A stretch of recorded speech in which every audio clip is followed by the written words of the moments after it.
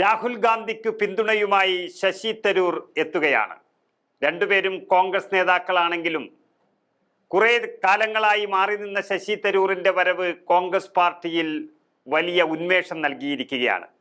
അതും നരേന്ദ്രമോദിക്കെതിരെയുള്ള ഒരു പടപ്പുറപ്പാടുമായിട്ടാണ് രാഹുൽ ഗാന്ധിക്കൊപ്പം ശശി തരൂറും ഇപ്പോൾ എത്തിയിരിക്കുന്നത്. അതായത് കള്ളവോട്ടുകളും വോട്ട് മോഷണങ്ങളും കൊണ്ട് നരേന്ദ്രമോദിയുടെ BJP ഇന്ത്യൻ ജനാധിപത്യത്തെ കൊന്നു തള്ളിയിരിക്കുന്നു എന്നുള്ളതിൻ്റെ സൂചനകളാണ് കോൺഗ്രസ് നേതാക്കൾ പുറത്തുവിട്ടിരിക്കുന്നത്. ഈ വിഷയം ഇന്ന് രാജ്യം മുഴുവൻ കത്തിപ്പടരുമ്പോൾ നരേന്ദ്രമോദിയും BJPയും വലിയ മാളങ്ങൾ തേടുകയാണ് ഓടിയൊളിക്കാനായി. അത്രയ്ക്കും വലിയ മാപ്പർഹിക്കാത്ത തെറ്റാണ് കയ്യോടെ പിടികൂടിയിരിക്കുന്നത് അവർ ഈ രാജ്യത്തോട് ചെയ്തിരിക്കുന്നത്. പാർലമെന്റിനകത്തും പുറത്തും വലിയ പ്രതിഷേധങ്ങൾ നേരിടുന്ന BJPയും പ്രധാനമന്ത്രി മോദിയും പ്രതിരോധത്തിലായതോടെ ഒരാളും രക്ഷയ്ക്കില്ല എന്നുള്ളതാണ് അവരുടെ അവസ്ഥ. ഇത് പറയാൻ കാരണം അടുത്ത കാലത്ത് നരേന്ദ്രമോദിയുടെ വലിയ ഭക്തനായിരുന്നു എന്ന് പറഞ്ഞ ശശി തരൂർ MP ഇപ്പോൾ മോദിക്കെതിരെ തിരിഞ്ഞിരിക്കുന്നു.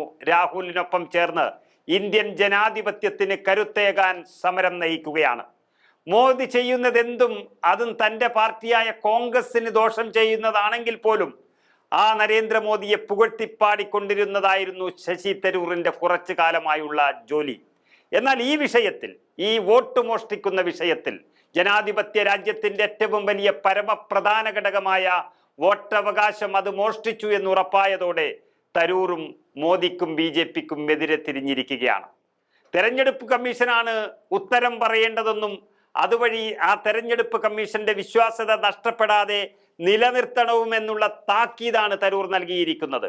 അതിനു മാത്രമുള്ള ഉത്തരം നൽകിയാൽ മതി. ഇന്ത്യൻ ജനാധിപത്യത്തെ കൊന്നു തിന്നുന്ന പരിപാടി എന്തുകൊണ്ട് ചെയ്തു, എങ്ങനെയൊക്കെ ചെയ്തു എന്നുള്ളതിൻ്റെ ഉത്തരം നൽകണമെന്ന് ഇന്ത്യൻ ജനതയോട് അത് പറയണമെന്നുമാണ് ശശി തരൂർ പറഞ്ഞിരിക്കുന്നത്. രാഹുൽ ഗാന്ധി പറഞ്ഞിരിക്കുന്നതും വെളിപ്പെടുത്തിയിരിക്കുന്നതും വളരെ ഗൗരവമായ കാര്യമാണെന്നും അതുപ്രകാരം 3 കാര്യങ്ങളാണ് ശശി തരൂർ വ്യക്തമാക്കിയിരിക്കുന്നത്. ഒന്ന്, തെരഞ്ഞെടുപ്പ് കമ്മീഷന്റെ കഴിവില്ലായ്മ കൊണ്ട് ഇത് സംഭവിച്ചതായിരിക്കാം, അല്ലെങ്കിൽ അവരുടെ അശ്രദ്ധ കൊണ്ട് സംഭവിച്ചതായിരിക്കാം. അതുമില്ലെങ്കിൽ ഏറ്റവും സാധ്യതയുള്ളത് പൂർണ്ണമായും ആസൂത്രണത്തോടെ നടത്തിയ ക്രമക്കേട് തന്നെയായിരിക്കും.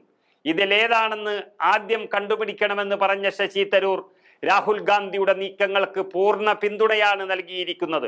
രാഹുലിന്റെ വാക്കുകൾ രാജ്യത്തെ ഏറ്റവും ഗൗരവകരമായ കാര്യങ്ങൾ എന്നാണ് ശശി തരൂർ പറഞ്ഞിരിക്കുന്നത്.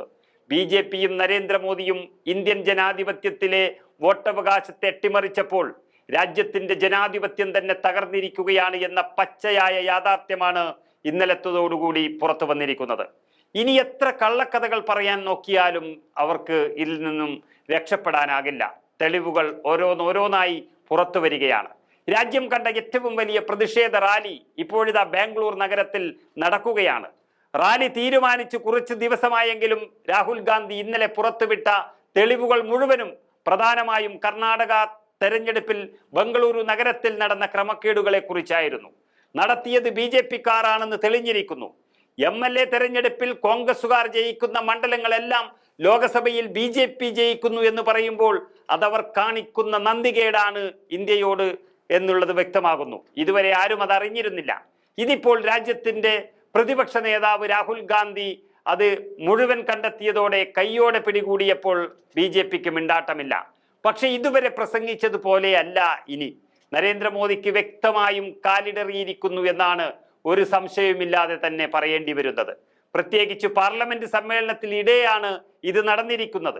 ഉറ്റ ചങ്ങാതി അമേരിക്കൻ പ്രസിഡന്റ് ഡൊണാൾഡ് ട്രംപ് തീരുവയിൽ മുക്കി നല്ല പണി കൊടുത്തു നിൽക്കുമ്പോഴാണ് രാജ്യത്തിനുള്ളിലും കളവ് പിടിച്ചിരിക്കുന്നത്. ഡൊണാൾഡ് ട്രംപിനെതിരെ നീങ്ങിയാൽ തനിക്ക് സ്വയം വലിയ നഷ്ടമുണ്ടാകുമെന്ന് ഉറപ്പിച്ചുകൊണ്ട് കഴിഞ്ഞ ദിവസം പാർലമെന്റിൽ കൈകൂപ്പിയ നരേന്ദ്രമോദിക്ക് ഇപ്പോഴിതാ രാജ്യത്തിനുള്ളിൽ തന്നെ നടത്തിയ തട്ടിപ്പും പിടികൂടിയിരിക്കുന്നു. അത് പിടികൂടുമെന്ന് അദ്ദേഹം കരുതിയിട്ടില്ല. അതും ജനാധിപത്യത്തെ നശിപ്പിച്ച സത്യങ്ങൾ. ഇതോടെ ശശി തരൂരിനെ പോലെയുള്ള പ്രധാനപ്പെട്ട ചങ്ങാതിമാരും നരേന്ദ്രമോദിക്കെതിരെ നീങ്ങിത്തുടങ്ങിയിരിക്കുന്നു. ഏതായാലും നരേന്ദ്രമോദിയുടെ എല്ലാ തട്ടിപ്പുകൾക്കും കൂട്ടുനിൽക്കുന്ന ആളല്ല ശശി തരൂർ എന്നത് അദ്ദേഹം തന്നെ തെളിയിച്ചിരിക്കുകയാണ്.